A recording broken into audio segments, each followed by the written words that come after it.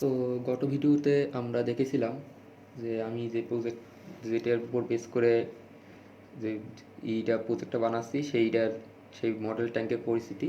তো আজকে আমরা ম্যাটেরিয়ালগুলো নিয়ে আলোচনা করব, মূলত কী কী ম্যাটেরিয়াল লাগবে। তো প্রথমে আমরা দেখি যে মূলত যে গুরুত্বপূর্ণ ম্যাটেরিয়াল সেটা হচ্ছে একটি ডায়োড, মানে 4007 তিনটি ডায়োড লাগবে, যেটির মাধ্যমে আমি মূলত ভোল্টেজ ড্রপ করাবো। যেহেতু আমার সাপ্লাই ভোল্টেজ হবে 6.5 ভোল্ট, আর আমার ইএসপি 8266 এর যে মিনি ভার্সন ওটা মূলত 5 ভোল্টে ভালো অপারেটেড হয়। তো সেই জন্য আমি দুটি ডায়োড বা তিনটি ডায়োড আমি সিরিজে সংযোগ করে ভোল্টেজ ড্রপ ঘটিয়ে আমি মূলত 5 ভোল্টের কাছাকাছি নিয়ে নেব। আর তাছাড়াও আরেকটি জায়গা লাগবে, সেটা মূলত যে ফ্লাইহুইল ডায়োড এক জায়গায় ব্যবহার করতে হবে, যেটি মূলত একটি সিঙ্গেল চ্যানেল হিসাবে ইউজ হয়। সাধারণত আমার ট্যাঙ্কে যে পুতির ট্যাঙ্ক, ওখানে পুঁতি দিয়ে যে গুলি করা হয়, ওখানেও একটা মোটর আছে। ওই মোটরটা মূলত ওয়ান ওয়ান চ্যানেল বানালেই হবে, ওটার কোনো রিভার্স ডাইরেকশনে কোনো সমস্যা নাই। ওটা ফরওয়ার্ড ডাইরেকশনে যেই হবে, রিভার্স ডাইরেকশন সে একইভাবে সার্ভিস দিবে। তা সেখানে আমার একটি চ্যানেলের জন্য আমার মূলত এরকম একটি ফ্লাইহুইল ডায়োডের প্রয়োজন। এবার আমার ব্রেন যেটা, সেটা হচ্ছে মূলত ESP8266 ইউজ করব আমার প্রজেক্টে।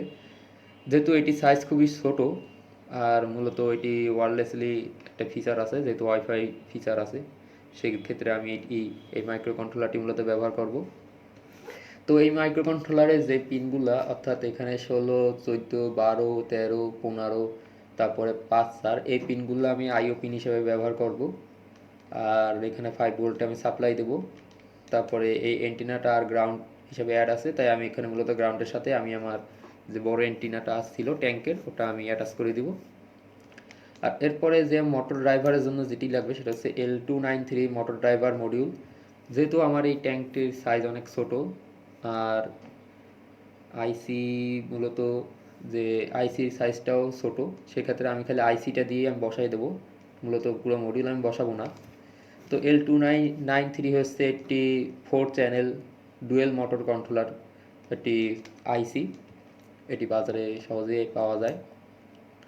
আর আমাদের লাগবে কিছু সংখ্যক রেজিস্ট্যান্স, যা মূলত এলইডি, যখন আমি এলইডি লাগাবো সেক্ষেত্রে আমার এই এলইডি যে সাপ্লাই নিয়ন্ত্রণ করার জন্য, কারেন্ট নিয়ন্ত্রণ করার জন্য একটি এলইডি, ওই মূলত একটি রেজিস্ট্যান্সের প্রয়োজন হবে।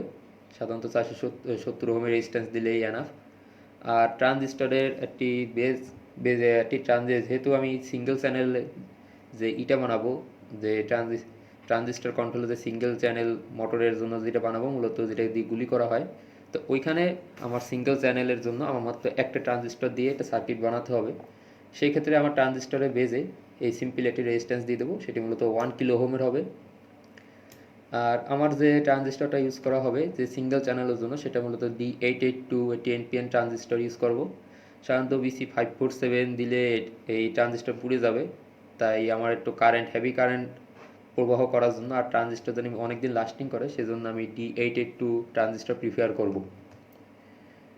তারপরে আমার যে রিভার্স বা ভোল্টেজ প্রোটেকশনের জন্য, অর্থাৎ মোটর যখন রোটেট হয় বা রোটেশন ফরওয়ার্ড থেকে রিভার্স রোটেটেড হয়, তখন এটি রিভার্স ভোল্টেজ ইনডিউস হয়, যেটি মূলত মাইক্রো কন্ট্রোলার বা মোটর ড্রাইভার মডিউল, এমনকি ট্রানজিস্টরের জন্য মারাত্মক বিপজ্জনক। তো সেই ক্ষেত্রে আমার এই সবগুলো মোটরের প্যারালালে 100 সাইড যে ক্যাপাসিটর বা 100 ন্যানোফেরাড ক্যাপাসিটর আমি সংযোগ দিব। না হলে মূলত সার্কিট প্রোটেকশনের জন্যই খেলনা গাড়িতে এরকম ক্যাপাসিটর সংযোগ দেওয়া হয়।